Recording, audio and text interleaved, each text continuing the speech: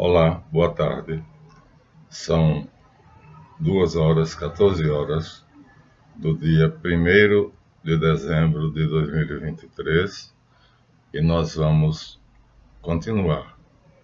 A despeito de vocês estarem achando tedioso e com fastídio, estão suportando o que estamos fazendo, mas é indispensável que vocês percebam como foi que o Moloque de duas cabeças, uma com a mitra da vergonha, o outro com a coroa da ambição, foi devorado pelo Moloque moderno, pelas suas entranhas de fogo que arde até hoje.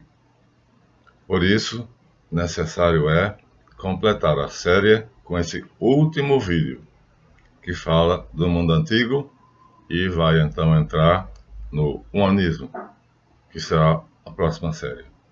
Então, vamos ao capítulo 9 e último, dos governantes invisíveis, porque eles vão se tornar visíveis, superiores invisíveis, o capitalismo.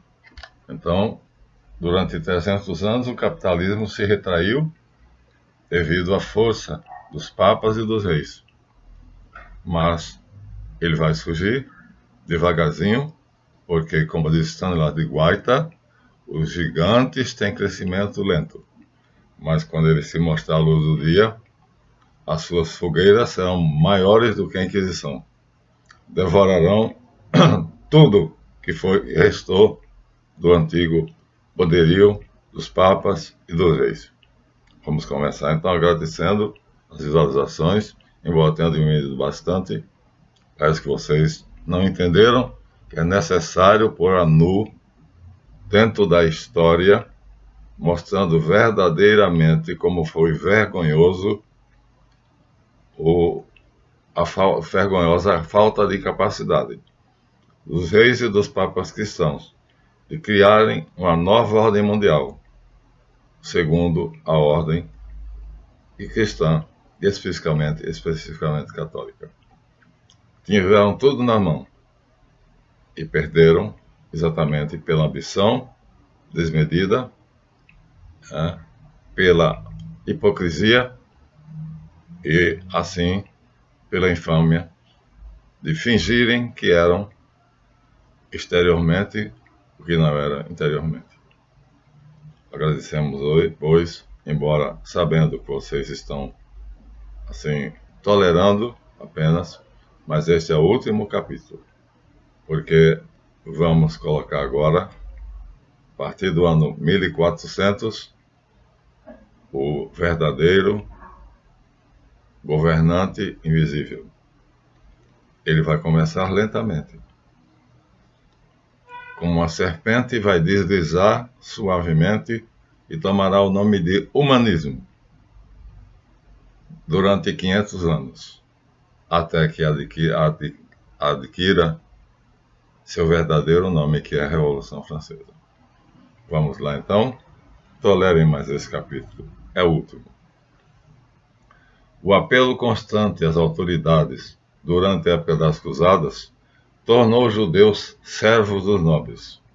As condições sociais que excluíam os judeus das relações íntimas com todos, menos com o da sua própria raça, deixou-os à vontade somente entre si, o que não era de modo algum compreendido.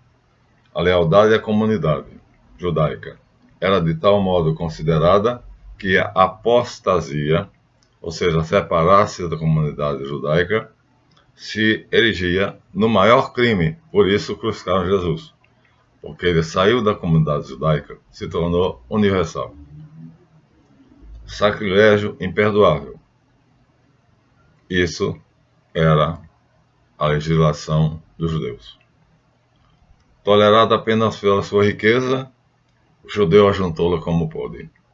Atado pela sua religião e pelo seu dinheiro, confiou sua fortuna a testas de ferro, que, quando eram descobertos, tinham uma sentença sem piedade, sem misericórdia.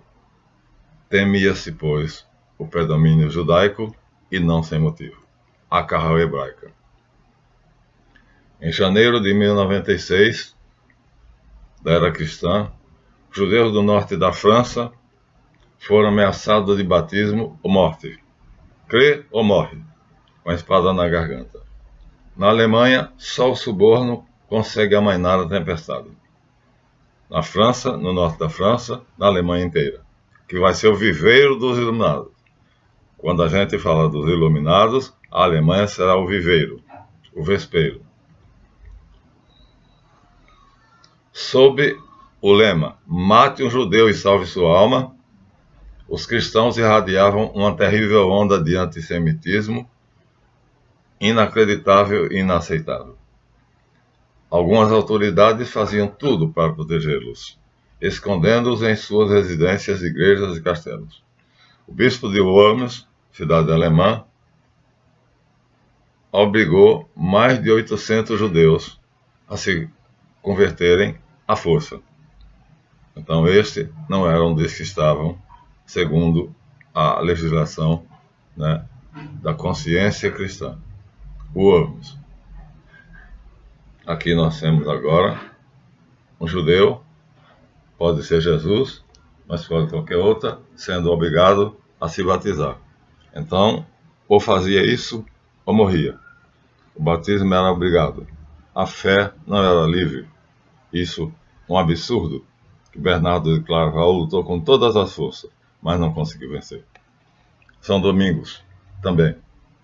Então, os monges cistercienses tudo fizeram para convencer reis e papas de que não poderia haver conversões forçadas. Em vão. Em 3 de maio do ano de 1096, em Metz, ainda na Alemanha, Emico, conde de Leiningen, cerca e ataca a sinagoga, lugar sagrado de Speyer. É demais, minha gente. Nem os lugares sagrados dos judeus foram respeitados. Graças à intervenção do bispo da cidade, o ataque foi contido, porém não sem perda de muitas vidas. Onde? Leiningen. Em 18 de maio de 1096, portanto, ainda no mesmo ano, no mesmo mês, 15 dias depois, a comunidade local ataca sem piedade os judeus que estavam orando na sinagoga. Aqui eu vou mostrar uma figura de como era como é atualmente uma sinagoga judaica. Uma reunião de judeus, um pregador aqui, parece com um culto protestante. O pregador lendo a Torá, aqui a comunidade, e às vezes alguns objetos sagrados expostos, então, e eles todos com o quipá e a Bíblia aberta. Pois bem, este local sagrado não foi respeitado pelos cristãos, sabendo que nós temos as nossas raízes nessa fé. É isso que vocês têm que entender. Juridicamente, segundo o Codex Justinianus, o judeu foi colocado novamente em situação de inferioridade em relação aos cristãos, embora na corte muitos providenciassem para que essas regras legais não fossem tão eficientes. Deve-se admitir que a principal atividade dos judeus era o comércio e o câmbio. Muito poucos podiam se dedicar ao cultivo do solo, até porque o edito de Caracalla tinha proibido ao judeu ter terras. O comércio, que era uma profissão vergonhosa para os cristãos, por causa das leis canônicas, justo preço e justo peso, e o comércio anti-rouba, o peso jamais vai ser igual realmente à verdade, a mercadoria no prato da balança não vai ser igual ao peso colocado do outro lado. A lei canônica obrigava os fiscais a verificar se o peso estava correto e se o preço era de acordo com o que a mercadoria realmente valia. Assim, livres dessas leis, porque não tinham na sua consciência nenhum dever de obedecer ao Papa, os judeus tornaram-se donos de uma atividade, a mais lucrativa da época, o comércio. Os maiores comerciantes, as rotas comerciais, todas pertenciam aos judeus. Pelas suas relações mundiais, depois da diáspora, saíram pelo mundo inteiro, mas não se desligaram, continuaram se intercomunicando. Então formaram uma teia em torno da Europa. E essa aranha vai devorar todo inseto que cair nela. E pelas suas comunhões de sentimentos, fiéis à sua fé, o judeu era membro de uma única família. Não importava se nascesse na Alemanha, era judeu alemão. Se nascesse na Itália, era judeu italiano. Se nascesse na Espanha, é judeu espanhol. Mas era sempre judeu. Nunca se classificava de acordo com a nacionalidade do país onde ele nascia. No século X, que é o ano base, 1000, onde nasce o capitalismo, suas atividades comerciais revestiam-se de uma importância extraordinária. Então nós vamos ver aqui agora uma família judia numa festa reunida, e assim eles queriam que fosse não somente uma família, duas ou três, mas toda a comunidade judaica. Por isso, repito, crucificaram Jesus, porque ele não aderiu a isso. Os laços sanguíneos, ele disse, não valem mais do que os laços espirituais. O judeu pensava o contrário. Os laços consanguíneos é que eles valorizavam. Então, se tinha sangue de Abraão, então tinha valor. Se não tinha, então não tinha valor nenhum. Não está certo também, mas tínhamos que respeitar e dialogar, como Bernardo Claraval fez com Pedro Abelardo. A luta democrática, ou seja, para que o poder temporal e espiritual não fosse tirânico, contra, portanto, os poderes feudais, começou a preocupar a sociedade feudal estabelecida. O movimento comunal da burguesia, maçonaria ou capitalismo, inquietava o papado porque atingiu a própria Roma. A pataria era em Roma. A maçonaria paralela à maçonaria cristã. 1147, Segunda Cruzada. Vamos ver um homem notável, fantasticamente de uma claridade de ideias, de uma visão extraordinária, mas que não conseguia ir contra o espírito da sua época, Zeitgeist. Bernardo de Claraval pregava a cruzada, mas para tomar Jerusalém, e prevenia não se agredisse durante esse período os judeus, nem os incomodassem. Não adiantou nada. Aqui nós temos a face desse homem notável, magrinho, foi elevado à dignidade episcopal. Aqui está o báculo de bispo na mão, né? E foi nomeado abade, né, de uma abadia cisterciense, no seu Clairvaux, no Vale Claro. Claraval em francês é Clairvaux. Homem notável. Criador dos Templários. Em Colônia, o bispo de Colônia, bom, cristão, convicto, deu à comunidade judaica o seu castelo, as suas armas, para que se defendessem dos fanáticos cristãos. Não obstante, houve conversões forçadas. Os bens dos hebreus foram confiscados, desta feita com apoio agora dos reis, que voltam ao poder. Depois de se submeterem ao Papa, agora vão ficar de novo paralelo, como no tempo de Teodósio. Entretanto, o imperador Conrado IV, o abade Bernardo e o arcebispo de Mogúncia, tudo fizeram para impedir o levante anti-judaico. O antissemitismo, diziam eles, minha gente, é um absurdo. Jesus era judeu.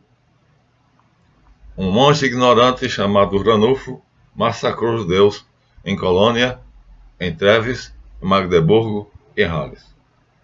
Um grupo de cristãos dizimou os judeus colocando nas fogueiras na cidade de Usburgo. Vamos agora aqui mostrar a vocês essa coisa que já mostramos antes, fantástica. Um rei à frente da sua cavalaria, né, apoiando aqueles que estavam, né, queimando vivos 5 judeus. E esse aqui é um exemplo aqui. Ainda tem outro atiçando aqui, ó. Aqui o fogo pega mais depressa. Sentindo o cheiro da carne queimada, dizendo: mataram Jesus Cristo, a raça maldita. O crime de deicídio, porque mataram Deus, tem que ser pago pela morte. Deixe saber que isso aconteceu. No dia de Pentecostes, quando o Espírito Santo desceu sobre os apóstolos, os judeus sofreram a mesma sorte na França que os judeus alemães. No dia 8 de maio, sempre maio, 1147. Vamos terminando. Terceira cruzada. Esta é a mais importante, porque agora o Papa entra com força total. Foi a partir dessa cruzada que se efetivou um envenenamento progressivo da mentalidade dos cristãos com relação aos judeus. Agora o Papa pregava o antissemitismo. Inocêncio III declarou os judeus condenados à eterna servidão por terem havido matado Cristo. Deviam jamais deixar de ser escravos dos cristãos. Agora é a suprema autoridade da Igreja e, consequentemente, do mundo cristão, que fomentava o antijudaísmo, o antissemitismo e, portanto, a desgraça de um povo inteiro. De uma raça que tinha uma história na qual a nossa história tem raiz. Iniciou-se assim, sob as ordens do Papa, uma onda de vandalismo que matava multidões de judeus. Aqui nós vamos ver, né, Jesus Cristo crucificado, e por causa disso, com essa desculpa, então vai se matar os judeus. Porque quem crucificou foram romanos, mas quem condenou, na verdade, foram os judeus. Então, por causa desse crime que ele chama de deicídio, a morte de Deus, pois Jesus Cristo para nós é Deus, agora os judeus têm que sofrer pelo resto da vida. A morte, o sofrimento, a tortura e o extermínio.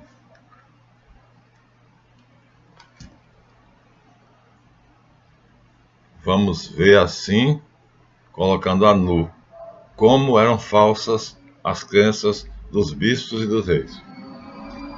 Barões endividados, porque os banqueiros eram judeus, aproveitaram a Páscoa judaica para massacrar os judeus de York, e assim suas dívidas eram anuladas, porque eles matavam aqueles a quem tinham tomado emprestado o dinheiro. Então, não tinham mais a quem dever. Então, o motivo é podre, é torpe. O Papa Eugênio IV, é outro, teve a infeliz ideia de proclamar o perdão de dívidas a todos aqueles que se alistassem numa cruzada. Então, o judeu tinha emprestado o seu dinheiro, o seu ouro, mas se você se alistasse numa cruzada, acabava, sua dívida estava quitada. Lula disse que faria isso aqui no Brasil, né? O Serasa, o crédito, como é que chama, seria anulado. Quem devesse, seria perdoado e aí a dívida ficaria quitada. Mas não chegou a cumprir isso. O Papa cumpriu. É isso? Ora, como o povo devia aos banqueiros judeus, aproveitou-se a dito papal e aí entrou-se na casa dos banqueiros hebreus e tirou-se todos os bens valiosos que eles tinham. Agora vem o pior, a cruzada contra os albigenses. O crescimento do catarismo, que era o mesmo nome que albigense, no sul da França, está embaixo, norte em cima, e no norte da Itália, são contíguos, se tocam, motivou a mobilização da Igreja Católica no combate à heresia cátara, o que resultou em 2 cruzadas. A cruzada de 1147, que foi até 1209, e a cruzada albigense de 1209 a 1229. Ou seja, minha gente, praticamente durante 300 anos, o judeu foi perseguido, massacrado, humilhado. A Cruzada Albigense foi a fase em que houve a utilização dos exércitos cristãos para esmagar o catarismo na França. Não concordamos com os cátaros. Proibiam o casamento. Achavam imoralidade, né, o cristão ter filhos, e assim, segundo eles, né, o Deus Yod-He-Vav-He sendo mau e criando um mundo material que era mau, então estava sendo povoado por seres humanos, perpetuando esse mundo mal que obedecia a esse Deus mau. Claro que o Demiurgo não é verdadeiro Deus, mas eles não sabiam disso. Então é por maldade mesmo.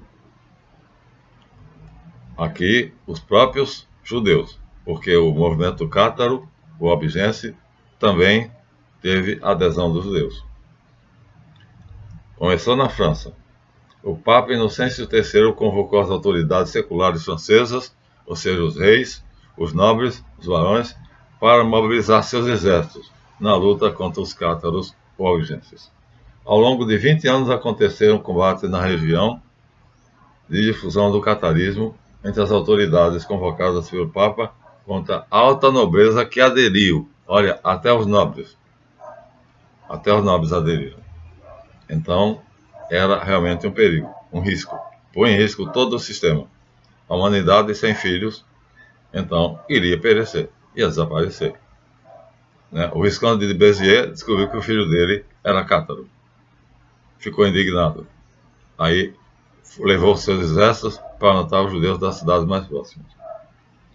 Os historiadores relatam a violência sem limites de ambas as partes. Ou seja, tanto os que defendiam o catarismo, quanto os que os atacavam. Assim, a cidade de Albi, ao sul da França e ao norte da Itália, então, foi foco de massacres, de sangue, como nós dissemos, como os antigos reinos pagãos, os babilônios, os egípcios e os demais povos da época, os persas, faziam com seus inimigos.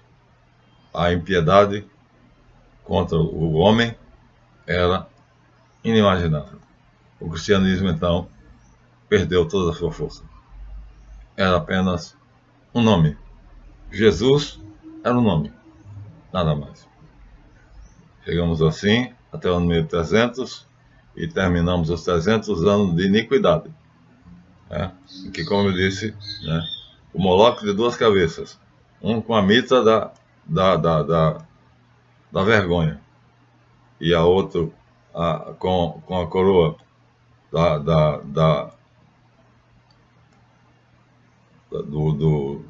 que a gente vai dizer, da heresia, porque eles também matavam, e como se pode matar em nome de Jesus Cristo? Então, esses 300 anos vão ser seguidos de 500 anos. Durante esses 500 anos, começando pelo movimento chamado humanismo, durante 500 anos ele vai mudando de nome, e o próximo capítulo começará com o humanismo. Então Galileu Galilei estava errado. Cosmicamente e fisicamente, o Sol é o centro do sistema, mas psicologicamente a Terra é o centro do universo, porque nela está o ser que é capaz de tirar Deus do seu trono e sentar nele, como disse o profeta Isaías: colocarei o meu trono acima do Altíssimo.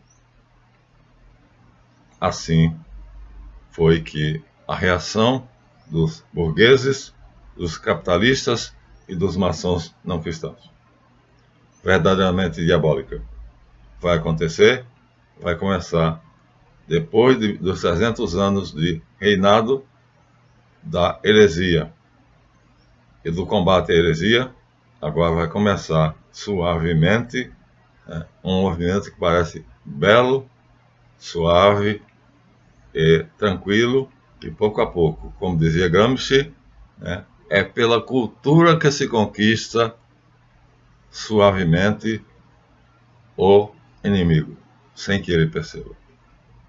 Então, será a partir do ano 1400, com Giotto, Cimabue e outros que nós vamos perceber a cultura pagã substituindo lentamente a cultura cristã, que era odiada, agora por todos, porque alguns cristãos, aliás, a pataria, porque já tornava-se insuportável. As sociedades secretas vão se unir contra o papado e contra a realeza, e vão destruí-la.